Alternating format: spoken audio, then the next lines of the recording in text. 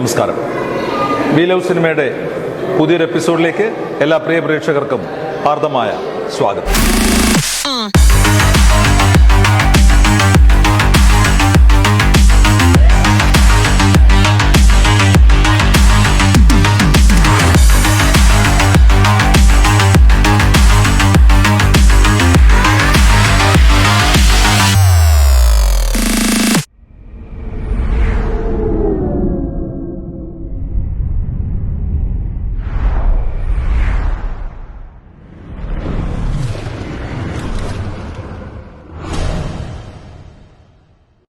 താങ്കളൊരു body ബിൽഡറാണ്, അല്ലെങ്കിൽ health ട്രെയിനറാണ്, ശരീരം സൂക്ഷിക്കുന്ന ആളാണ്, ആരോഗ്യകാരനാണ്, ഒക്കെയാണ്.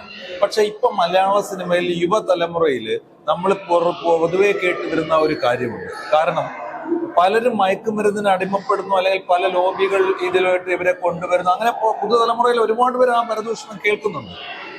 മുമ്പ് നമ്മൾ പഴയകാല നടന്മാരെ കുറിച്ചും കേട്ടിരുന്നു. പലരും ഭയങ്കര ഭാവാഭിനയം കാഴ്ചവെച്ചപ്പോൾ അവരൊക്കെ അന്ന് സ്മാളായിരുന്നു. ഇന്നത്തെ MDMA-യും മറ്റേ സ്റ്റാമ്പും ഒന്നും ഇല്ലാത്ത സമയം അന്ന് അവരെ പറ്റിയും ആ കുറ്റം കേട്ടിരുന്നു. പക്ഷെ അവരൊക്കെ അതുല്യ പ്രതിഭകളായിരുന്നു. ഇന്ന് ഈ തലമുറയിൽ ഒരുപാട് പേര് ഒരു പരാതി കേൾപ്പിക്കുന്നു. അപ്പൊ അവരോട് എന്ത് ഉപദേശമാണ് കൊടുക്കുക? അതിന് സത്യമുണ്ടോ? എന്താണ് താങ്കൾക്ക് അതിൽ നിന്ന് ഈ ഒരു യുവതയെ പുറത്തേക്ക് കൊണ്ടുവരാൻ താങ്കളുടെ ഒരു അഭിപ്രായം അതിനെക്കുറിച്ച് എന്താണ്? ചേട്ടാ, ഒത്തിരി തലങ്ങളുള്ള ഒരു ചോദ്യമാണത്. ഒന്നാമത്തെ കാര്യം, ഞാൻ ബോഡി ബിൽഡർ അല്ല ചേട്ടാ, ഞാൻ മെയിൻറ്റെയിൻ ചെയ്യുന്ന മാത്രം ഒരു മനുഷ്യനാണ്. രണ്ടാമത്തെ കാര്യം, ചേട്ടൻ പറഞ്ഞതുപോലെ തന്നെ പഴയ തലമുറ ആൾക്കാർ മദ്യപിക്കുമായിരുന്നു, എന്നാൽ അവരൊക്കെ അതുല്യ പ്രതിഭകളായിരുന്നു. അതിന് രണ്ട് കാര്യങ്ങളുണ്ട്. ഇപ്പോഴത്തെ ആ തലമുറയിലെ ആൾക്കാരിലും അതുല്യ പ്രതിഭകളുണ്ട്. ഫാസ്റ്റ് ഫാസ്റ്റിലൊക്കെ ഇന്ത്യയിലെ ഏറ്റവും നല്ല മനുഷ്യനാണ്. പക്ഷെ ഇന്നത്തെ ആൾക്കാർ കൂടുതൽ മയക്കുമരുന്നിലേക്കാണ് പോകുന്നത്. അന്നത്തെ കാലത്ത് ആൾക്കാർ മദ്യത്തിലേക്കാണ്. അതിന്റെയാണ് അവിടെ വ്യത്യാസം വരുന്നത്. മദ്യത്തിൽ നിന്ന് നമ്മൾ അഡിക്റ്റ് ആയിട്ട് പുറത്തേക്ക് കടക്കാൻ, മയക്കുമരുന്നിന് അഡിക്റ്റ് ആയി പുറത്തേക്ക് കടക്കുന്നതിനേക്കാൾ എന്ത് എളുപ്പമാണ്. മദ്യത്തിന് പറ്റും. മദ്യത്തിൽ നിന്ന് പുറത്തു കടക്കാൻ എളുപ്പമാണ്. പക്ഷെ മയക്കുമരുന്നിന് അടിമയായി പോയാൽ പുറത്തു കിടക്കാൻ പ്രയാസമല്ല. പിന്നെ ഇതിന്റെ ഡിറ്റീരിയോറേറ്റിംഗ് ഫാക്ടേഴ്സ് എന്ന് പറയുന്ന ഭയങ്കര കൂടുതലാണ്. ചിന്തിക്കാനുള്ള കഴിവ് നഷ്ടപ്പെടുകയാണ്. നിങ്ങളുടെ മോട്ടോർ സ്കിൽസ് നഷ്ടപ്പെടും. നിങ്ങൾ റിയാക്ട് ചെയ്യാതാവും. നിങ്ങൾക്ക് നശിക്കുന്നത് കൂടുതലാണ്. മദ്യത്തിനെ ഞാൻ ഒരിക്കലും സപ്പോർട്ട് ചെയ്യല്ല. രണ്ടും അത്രേ ഉള്ളൂ. സോ ഈ കാര്യത്തിൽ ചെയ്തിട്ടും പ്രൊഫഷണലിസം ഇല്ലാത്തതും കൂടി ഇപ്പോഴത്തെ ഒരു വലിയ പ്രശ്നമാണ്. രാവിലെ ഷൂട്ട് പറഞ്ഞു കഴിഞ്ഞാൽ വരുന്നത് 3 മണിക്കൂർ വൈകി, തീരുന്നതിന് മുമ്പ് പോകാൻ കഷ്ടപ്പെടുന്ന ആൾക്കാരെ ഞാൻ കാണാറുണ്ട്. രജനീകാന്ത് പോലെ ഇപ്പോഴും അമിതാഭ് ബച്ചൻ, ഇവൻ അക്ഷയ് കുമാർ, അങ്ങനത്തെ എത്രയോ പേരുണ്ട്. പക്ഷെ ആ ഒരു കൾച്ചറെങ്കിലും നമ്മൾ മാറ്റണം.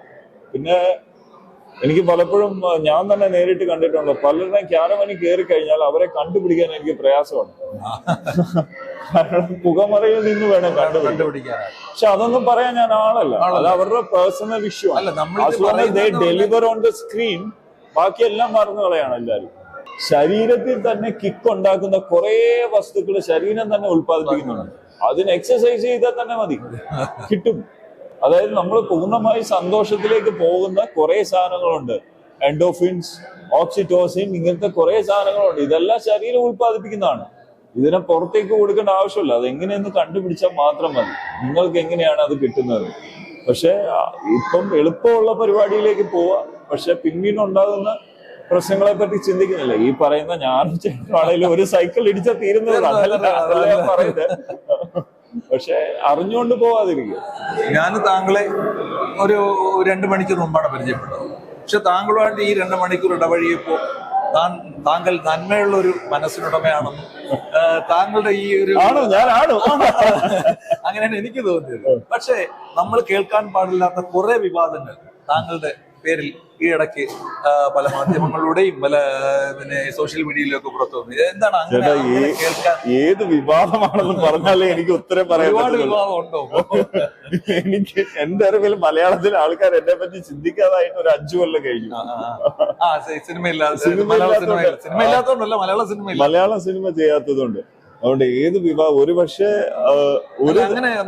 ഒരു തെറ്റിദ്ധാരണ വരുന്നത് എനിക്ക് തോന്നുന്നു എന്റെ രൂപം എന്റെ ഫേഷ്യൽ സ്ട്രക്ചറും കണ്ടിട്ട് ഇവൻ അഹങ്കാരിയാണെന്ന് ആൾക്കാർ തീരുമാനിക്കുന്നതാകാം. പക്ഷെ ഞാൻ അല്ല കേട്ടോ. അല്ല, അത് ഞാൻ മനസ്സിലാക്കി. ഒരുപാട് അന്യഭാഷാ ചിത്രങ്ങളിലാണ് അവസരം മലയാളിയായ താങ്കൾക്ക് മലയാളത്തെക്കാൻ ലഭിക്കുന്നത്.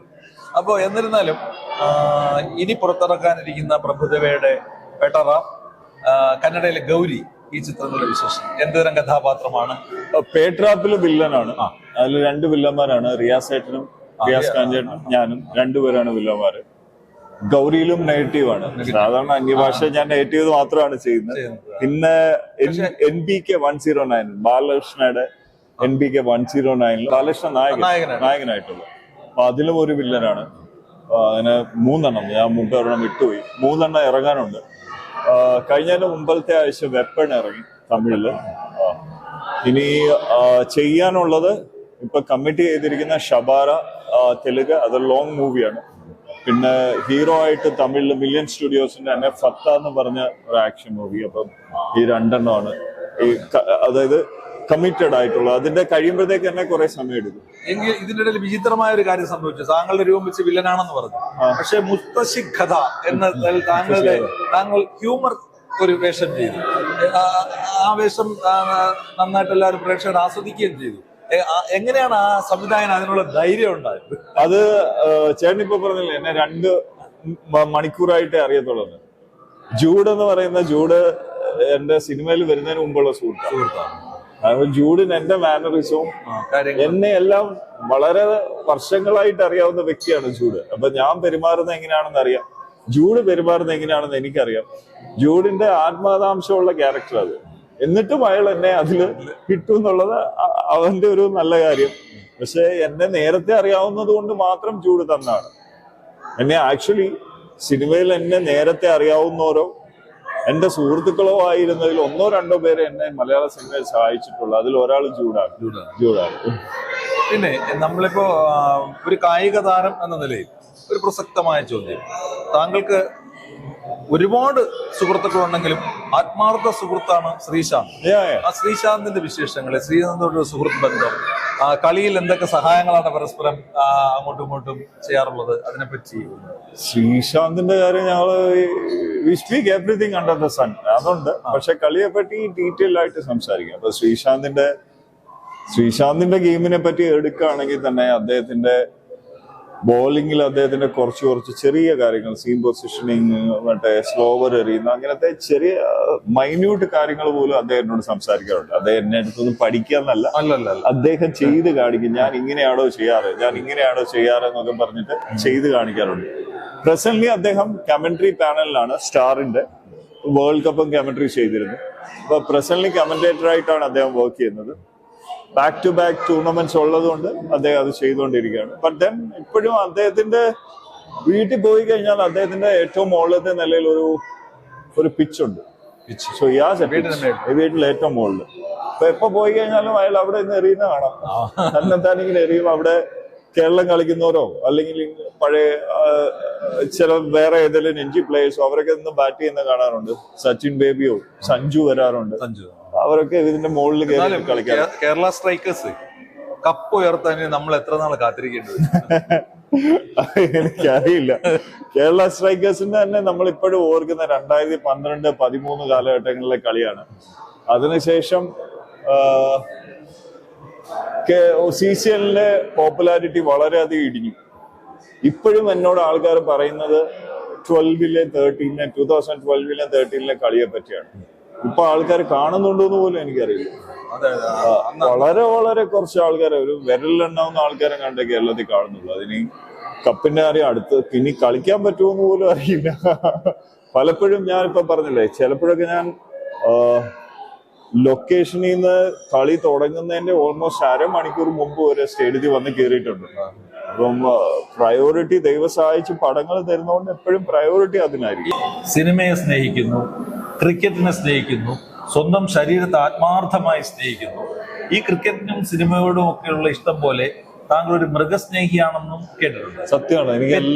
പെറ്റുകളായി നായ്ക്കളെ വളർത്തുന്നു. എങ്ങനെയാണ് അതിലൂടെ ഇതിന് ധാരാളം സമയം വേണം, ഈ തിരക്കിനിടയിലും അതൊക്കെ എങ്ങനെ സാധിക്കും? എനിക്ക് എല്ലാ മൃഗങ്ങളും ഇഷ്ടമാണ്. പട്ടികളെ ഭയങ്കര ഇഷ്ടമാണ്. അതില് ഞാന് എന്റെ വീട്ടിലുള്ള എല്ലാ നാടൻ പട്ടികളാണ്. അതുങ്ങൾ ഞാൻ നാടൻ പട്ടികളാണ്. എല്ലാം നാടൻ പട്ടികളാണ്. മറ്റു പട്ടികളെ ഇഷ്ടമാണ്, ബട്ട് ദെൻ എനിക്ക് നാടൻ പട്ടികളോട് ഒരു പ്രത്യേക ഇഷ്ടം കൂടുതലുണ്ട്. ഞാൻ ചെല്ലുമ്പോൾ മാത്രം വീട്ടിൽ വരുന്ന കുറെ എണ്ണമാണ്. അവന്മാരൊക്കെ ഞാൻ വരുമ്പം അവിടെ തമ്പടിച്ച് കിടക്കും. 5-6 എണ്ണം ഉണ്ട്. അവന്മാരവിടെ കിടക്കും. അതിനുശേഷം ഞാൻ പോയി കഴിഞ്ഞാൽ അടുത്ത വീടുകളിലേക്ക് പോകും. അല്ലാതെ വീട്ടിലുള്ളതും നാടൻ പട്ടികൾ തന്നെയാണ്. പിന്നെ വഴി കൂടെ പോകുന്നവരെയാണെങ്കിലും ഷൂട്ടിംഗ് ലൊക്കേഷനിലാണെങ്കിലും എല്ലാം എനിക്ക് ഭയങ്കര മനസ്സിന് സന്തോഷം കിട്ടുന്ന കാര്യങ്ങളാണ്. ഇതുങ്ങളെ ഫീഡ് ചെയ്യുന്നതും ഇത് കാണിക്കുന്ന സ്നേഹം കാണുന്നതും എല്ലാം ഭയങ്കര സന്തോഷം കിട്ടുന്ന കാര്യമാണ്. ഇറ്റ്സ് ഇൻബോൺ, അതകത്തുള്ളതാണ്. ഇതൊരു ഇമ്പോർട്ടൻറ്റ് ചോദ്യം. സാമാന്യം നല്ല രീതിയിൽ ജീവിക്കുന്നു, അത്യാവശ്യത്തിന് മലയാളത്തിൽ അല്ലെങ്കിൽ മറ്റു ഭാഷകളിൽ സിനിമയുണ്ട്, അതുകൊണ്ട് തന്നെ മെച്ചപ്പെട്ട ജീവിത നിലവാരം ഇപ്പൊ സമയം കഴിഞ്ഞിരിക്കുന്നു. പ്രണയം ആരെങ്കിലുമായിട്ട് പ്രണയമൊന്നുമില്ല. എന്റെ കല്യാണം ഒരിക്കൽ തീരുമാനിച്ചിരുന്നു, അത് കുറച്ച് ഇഷ്യൂസ് ആയി നടന്നില്ല. ഞാനത് എന്താ പറയാ, മനസ്സിനിപ്പോ ഉടനെ വിവാഹം ഉണ്ടാവും അങ്ങനെയൊന്നുമില്ല. ചിലപ്പോ തോന്നിയാൽ കെട്ടില്ല. As of now I am happy. So I feel that happiness and peace of mind, ഈ 2 കാര്യങ്ങൾക്കാണ് ഏറ്റവും ഇമ്പോർട്ടൻസ് കൊടുക്കേണ്ടതെന്ന് എനിക്ക് തോന്നുന്നുണ്ട്. ഞാൻ ഹാപ്പി ആയിട്ട് പോകുന്നു. ചിലപ്പോ തോന്നിയാൽ കെട്ടാം. ഒരുപാട് വിശേഷങ്ങൾ പറഞ്ഞു. അദ്ദേഹം പ്രണയിച്ചിരുന്നു, ഇനിയും പ്രണയിക്കും. വിവാഹം എപ്പോഴെന്ന് നിശ്ചയമില്ല, ഉടൻ തന്നെ കഴിക്കാം, ചിലപ്പോൾ അത് അല്പം നീണ്ടുപോകാം. എന്തായിരുന്നാലും അദ്ദേഹത്തിന് എല്ലാവിധ വിജയാശംസകളും നേരുന്നു. മറ്റു ഭാഷകൾ എന്ന പോലെ മലയാളത്തിലേക്ക് അദ്ദേഹം തിരിച്ചു വരട്ടെ, തുടരെ ചിത്രങ്ങൾ ചെയ്യട്ടെ. അദ്ദേഹം ഒരു വില്ലൻ കഥാപാത്രങ്ങൾ ഒതുങ്ങിക്കൂടേണ്ട ആളല്ല. അതിനു മുമ്പ് എഴുത്തുകാരനായിരുന്നു, നാടകത്തിൽ അഭിനയിച്ചിട്ടുണ്ട്. അതൊന്നും നമ്മുടെ മലയാളി പ്രേക്ഷകർക്ക് സുപരിചിതമല്ല. അദ്ദേഹത്തിന് എല്ലാവിധ വിജയാശംസകളും വി ലവ് സിനിമ നേരുന്നു. മറ്റൊരു എപ്പിസോഡുമായി വീണ്ടും കാണാം. നന്ദി, നമസ്കാരം. Thank you.